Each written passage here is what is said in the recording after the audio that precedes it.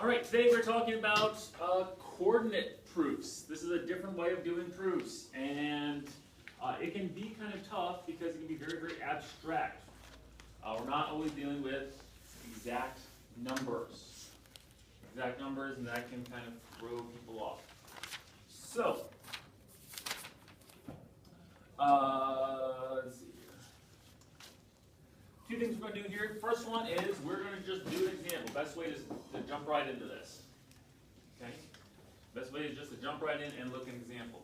We are going to prove triangle ABX is congruent to triangle DCX. And you'll notice that there's no numbers up there, is there? And I would say, actually, yes, there are numbers. What, the number A? You're like, well, but that's not a number. Sure it is. It's just some number we haven't specifically defined. And B is a number. That doesn't count, Miss. You know, sure it does. So, because the great thing about this is it can be any number. Okay? If a triangle, let's say this is 5, and that's 5, and A is 6, okay, and that X right there is 2, okay? If we spread out this triangle, we can make those any number, and we can still be proving the triangles are congruent. So, different ways we can do this. 5 seconds here. What's one thing you can think you can look up here and prove congruent? Okay, what's one pair of things you can look up here and prove congruent? Talk about your team. 5 seconds, go.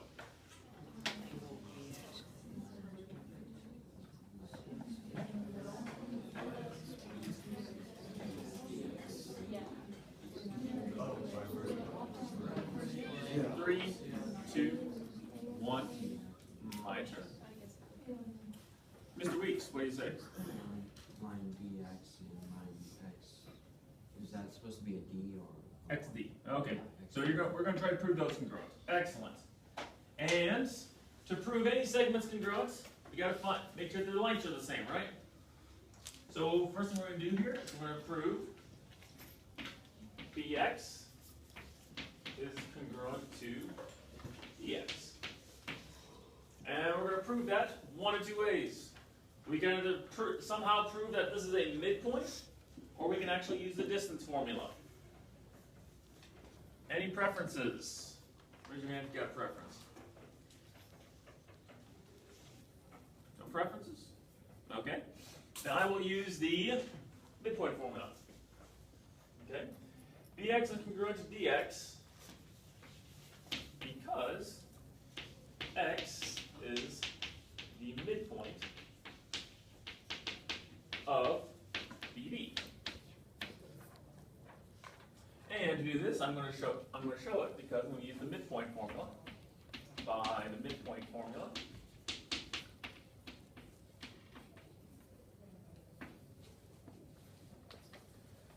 zero plus x. That's the x coordinate for this one. Plus the x coordinate for this one. Plus a divided by 2. Then I've got to add the y coordinate divided by 2. Y coordinate plus y coordinate divided by 2. B plus 0 divided by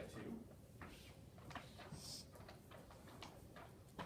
That's going to equal, I would agree that that's a plus x divided by 2. And b divided by 2. Those are the same, aren't they? But that's the coordinates of x, isn't it? Which is equal to the x coordinate. So we added the endpoints of b and d divided by 2. And got the midpoint. Hey, so that's the midpoint.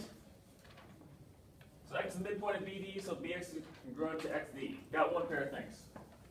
Fantastic. We could do the other ones as well, couldn't we? We could do the other ones as well. Other suggestions? Yes, sir. Angle BXA is congruent to angle CXD by vertical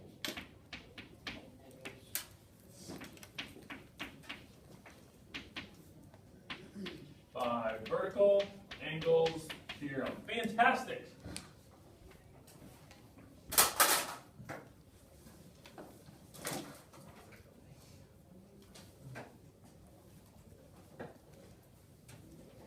What do you want? One more thing? Yes, sir? CX is congruent to XA. CX is congruent to XA. Why, sir? By the midpoint formula. Okay. Using the same idea for midpoint, AX plus 0 divided by 2 would give us the x coordinate for the midpoint. B plus 0 divided by 2 would do the same thing, right?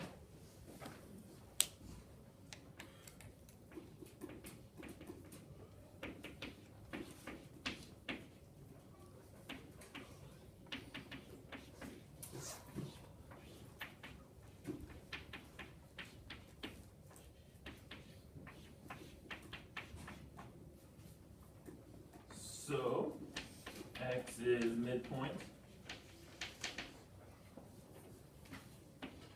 of AC. So, AX is congruent to XC. So, triangle ABX is congruent to triangle DCX by side angle side, QED, we are done. Booyah.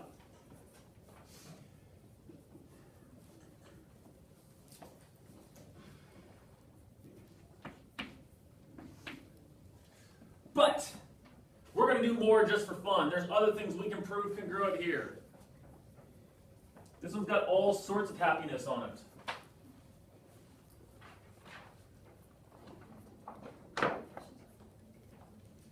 Does anyone think we've got some alternate interior angles up here? Anyone see them? Maybe if AB is parallel to CD. If AB is parallel to CD, then we could have some alternate interior angles, right? Well, how can we tell if these are parallel? If they have the same slope, right? So let's find the slope of AB and the slope of CD. Slope of AB. Find the slope of AB, I'm going to take y2 minus y1 over x2 minus x1. Y minus y over x minus x.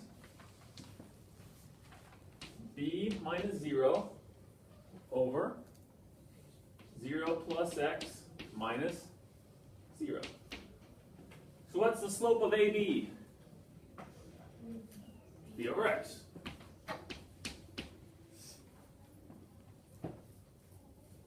Let's find the slope of CD.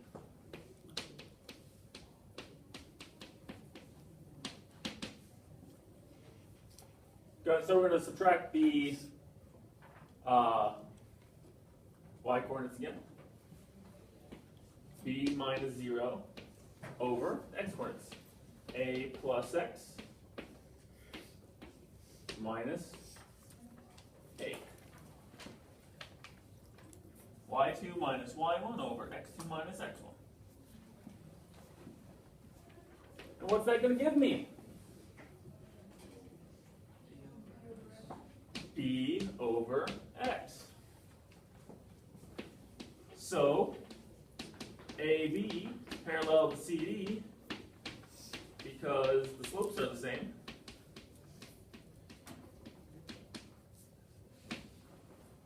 So, angle B is congruent to angle D by alternate interior.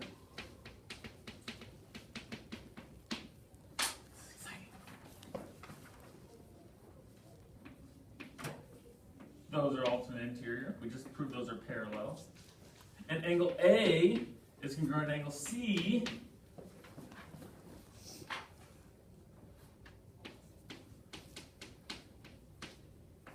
Also by alternate interior. Whew. But there's more fun.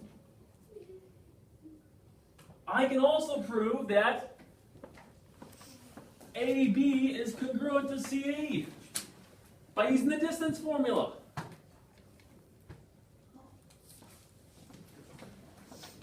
AB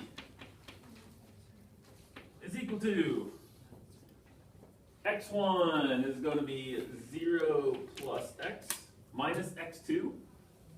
So x1 minus x2 minus 0 squared plus y1 minus y2 b minus 0 squared.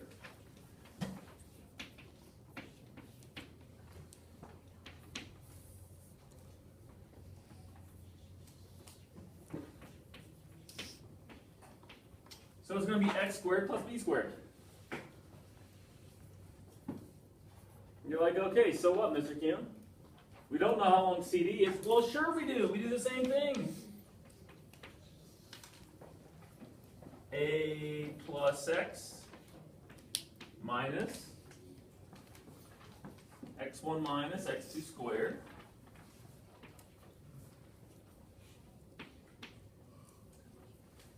y1 minus y2 squared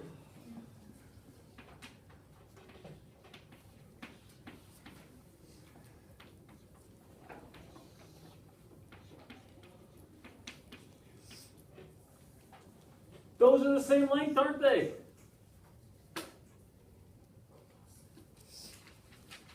Doesn't matter if we plugged in 5 for here and 5, then we'd have to plug in 5 for there, right? If we plugged in 8 for here, we have to plug in 8 for there. It's going to be the same no matter what, though. So, AB is congruent to CD.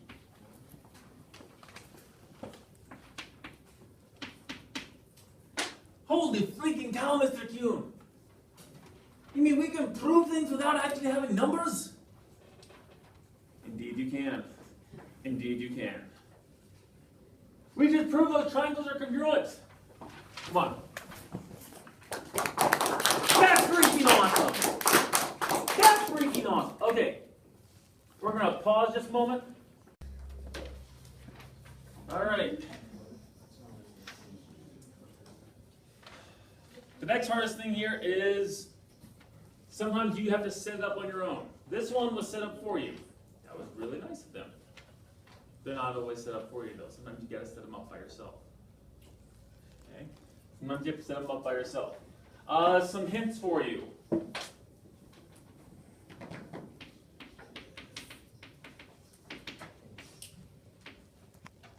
These don't always work, but often. Use the origin as 1 point. One of the vertices. That's a big helpful hint. Because you'll notice on this one, didn't it make it easier the fact that one of the numbers was 0? Okay. Same thing right here. Position one of the points on the axis. Okay, either the x or y axis. Use the axes for one or more points.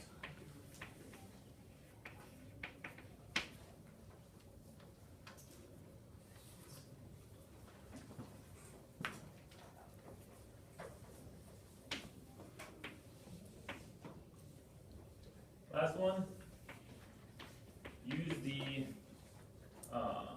axes for a side.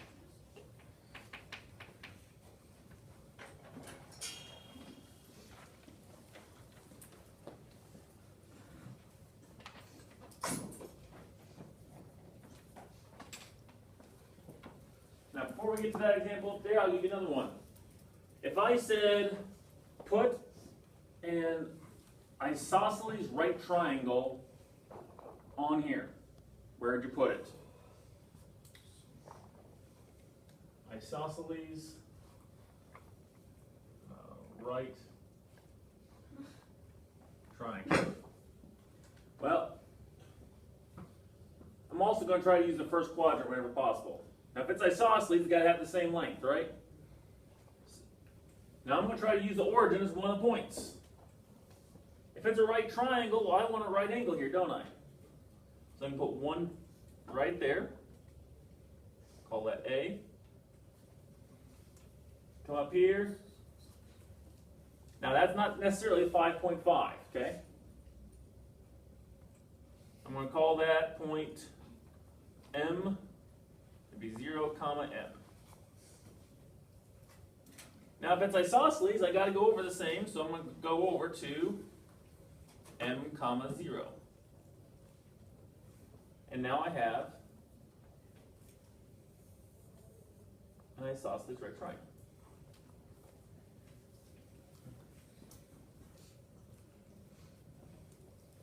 See how that uses the origin as one of the points? And it uses the axes for one of the sides, and use the axes for the points. That's really helpful. This would be good for us. All right, now we're going to pause for about a minute here. Sketch out with your team. Position and label an isosceles triangle JKL on the Cartesian plane such that JL, the base, is A units long and the height is B units. Talk about with your team where you think you should put it.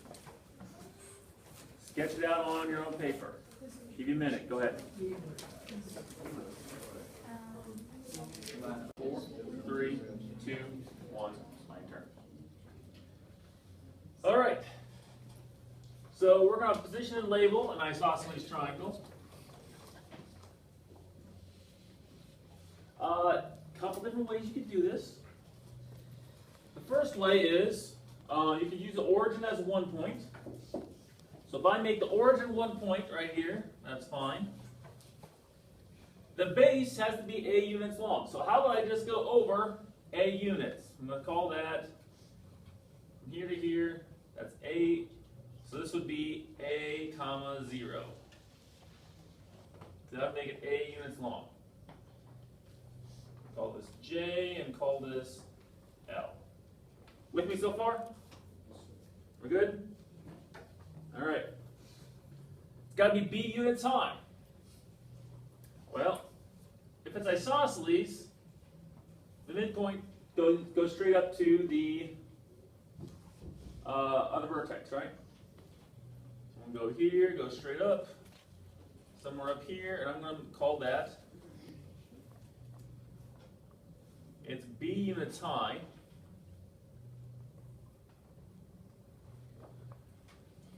But how far over is it? What's the x coordinate? Sir? 1/2 Half of A, or A divided by 2. And that would be point K.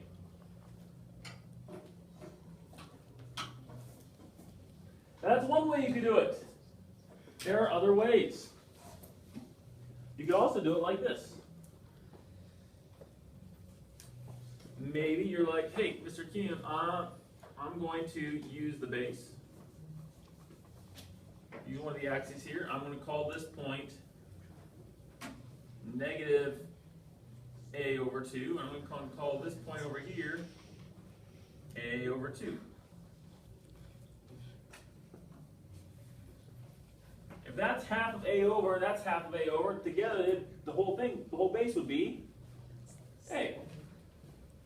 And then I'm just going to go B up. So the x-coordinate there is 0, B. You can do that as well. Is the one way right, one way wrong? Nope. Nope, those are both just fine.